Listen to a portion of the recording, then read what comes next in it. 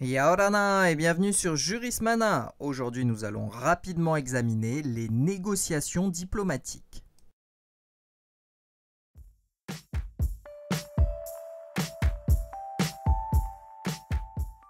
Les négociations sont réalisées entre États par l'intermédiaire de leurs représentants, que ce soit des diplomates, des membres du gouvernement ou des chefs d'État. C'est le mode normal et préliminaire de résolution de conflits entre États.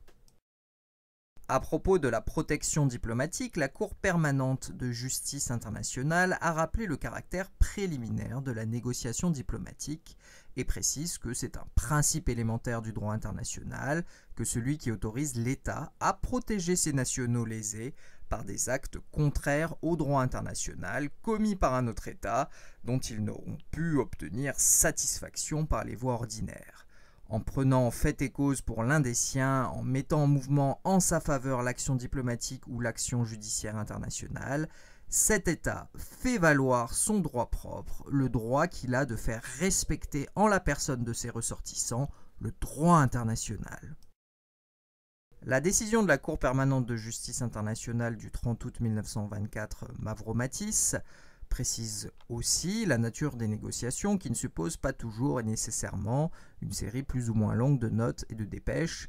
Ce peut être assez qu'une conversation ait été entamée et cette conversation peut être très courte. Il se peut très bien que celle-ci ait été de nature à rendre superflue une discussion nouvelle des points de vue qui sont à la base du différend international.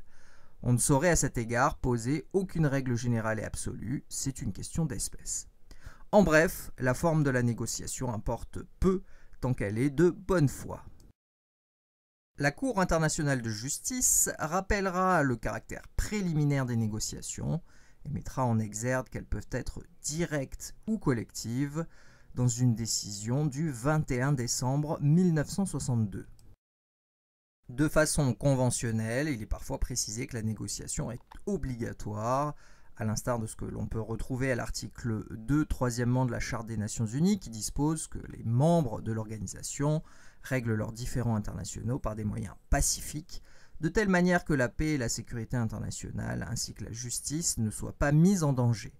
On considère de façon générale que l'obligation de négocier de façon préalable est une norme coutumière. La solution retenue par la négociation n'est toutefois pas obligatoire et il n'existe pas d'obligation de résultat, comme le rappelle la Cour internationale de justice dans une décision du 20 février 1969.